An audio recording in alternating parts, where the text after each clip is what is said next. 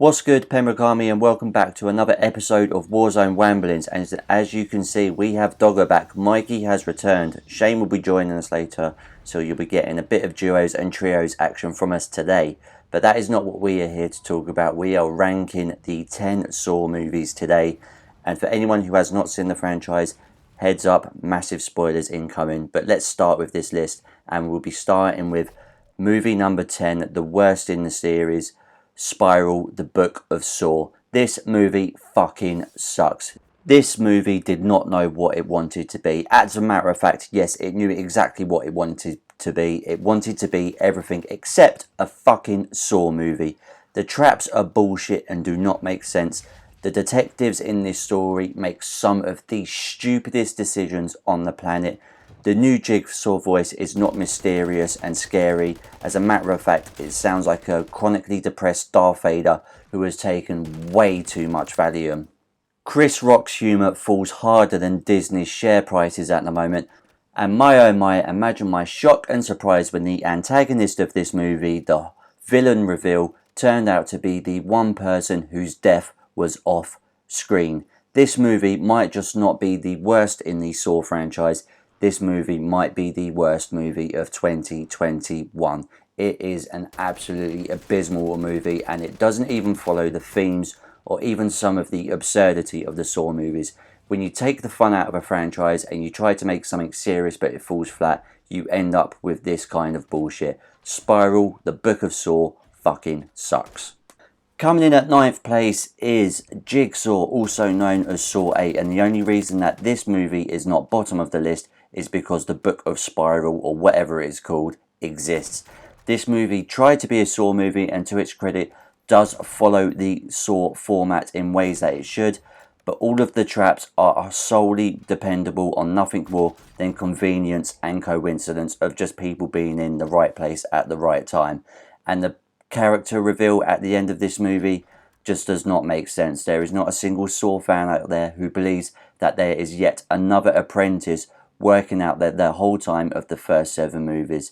This movie just falls flat, and it suffers from the 2010s effect of a lot of movies have this in common, where it's a bunch of great ideas, but on paper they just do not work into a cohesive story, and this movie falls flat because of it. So that is why Jigsaw is in at 9th place. Coming in at 8th place is Saw 3D, or Saw 7, whichever you prefer to call it. Don't really care myself. This movie was obviously going to not be great from the beginning, because any movie that is made with the title 3D in it never translates well into the screen, because they tend to put too much emphasis on how the visuals will look for people with their glasses in the theatre or cinema than actually concentrating on the story. The traps and the plot in this story don't really make any sense at all, and the actual final trap as well is bullshit. What did that guy's wife do to deserve to be roasted alive? This movie's only redeeming features is that Hoffman survives at the end, and that it also has Chester Bennington from Linkin Park as well. Other than that, this was a poor end to the first 7 movies of the franchise. Coming in at 7th place is what used to be my favourite in the franchise, Saw 3. And the reason I used to love this is because it did have some of the most brutal looking traps. But now that I understand as a writer, there is a difference between subjectivity and objectivity. And as much as I might still like the movie, I understand that this movie is absolutely shit. And one thing that I cannot stand in any movie particular is when a character does not learn and move forward. And I'm going to put this out there, that any of us out there, if we were put through a Jigsaw game or were put in a Saw trap, when it come to the end of it and we were face to face with Jigsaw, if he was to give us another test, you would go along with the test. You would not give in to your feelings, because most people, we do learn, and the characters in this movie do not learn. In fact, they are some of the stupidest characters out there. This movie used to mean so much more to me, but now I look at it with a bit of a tinge, because I understand that this movie failed where it could have been so much better. Coming in at 6th place, we have Saw 5. This movie is nothing really special. It follows a lot of the Saw formula, and it does have a good little twist at the end as well, in terms of the game that's being played, and also Strahm chasing after Hoffman. This movie doesn't really stick out too much. There are some brilliant visuals in there, but it's a very safe movie. And in terms of some of the other ones that are a bit more outlandish or a bit more serious, this one finds a nice little middle ground. There is nothing that really offends, but there is nothing that really gets you off your seat as well. Coming in at 5th place, we have Saw 4, and the reason that this finishes above Saw 5 is because of the execution in terms of not just the plot line for the detective, but also the fact of the game that's been played as well, and the reveal that everyone could have survived if they worked together. The reveal for Hoffman at the end is one of the better reveals of the entire 10 movie franchise as well. And the traps in this also make sense to the people that are being forced to play it, whether it's in the game or the sideline for the detective story as well. This movie's downfall, or the reason it isn't much higher in terms of position on this list, is because of the reason of why the detective is being put through this game. Why is he being punished for wanting to save people? Since when was that a bad thing? Make it make sense, people, but that is where Saw 4 comes in.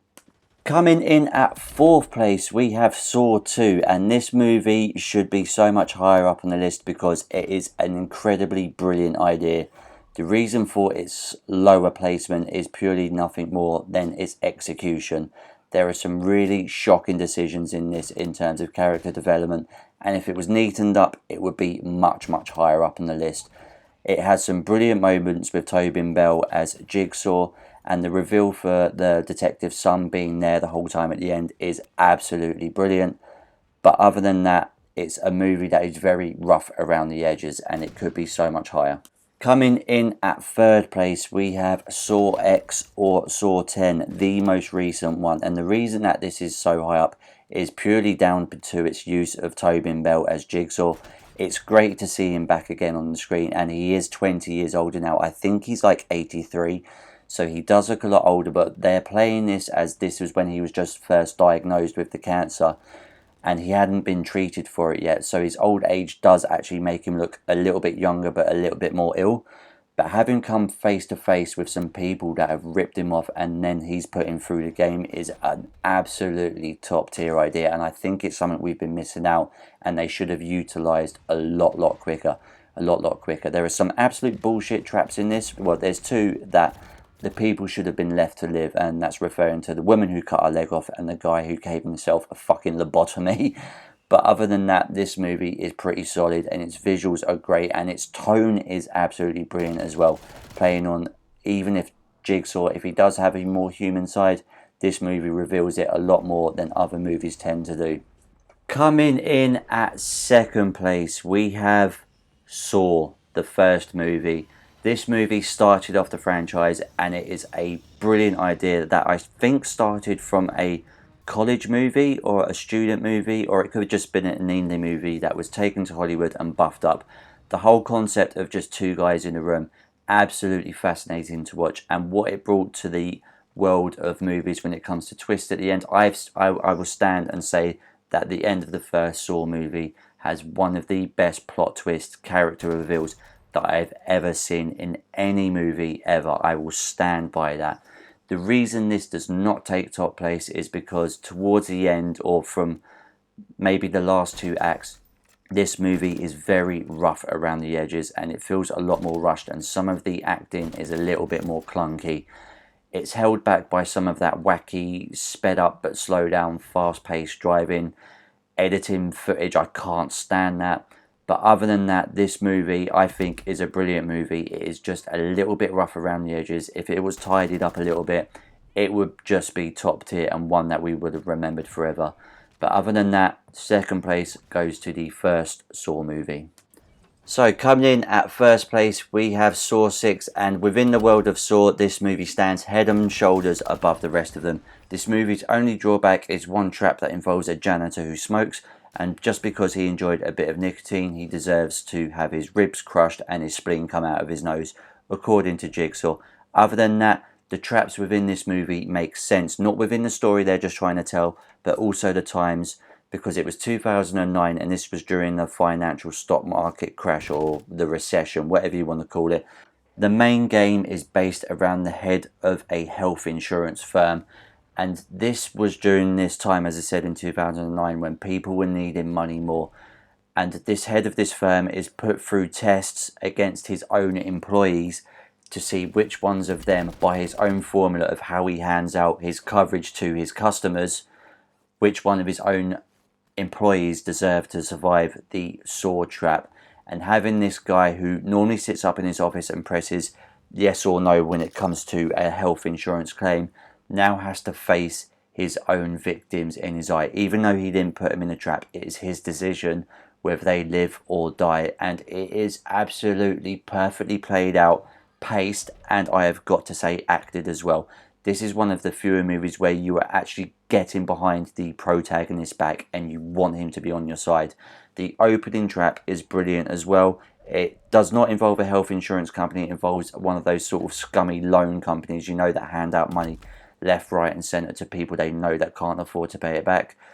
And that opening standoff in the opening trap is intense as hell. It just sets the movie off so perfectly. I cannot speak highly enough of it. But ladies and gentlemen, thank you very much for watching. That was my Saw movie preference list, whatever you want to call it.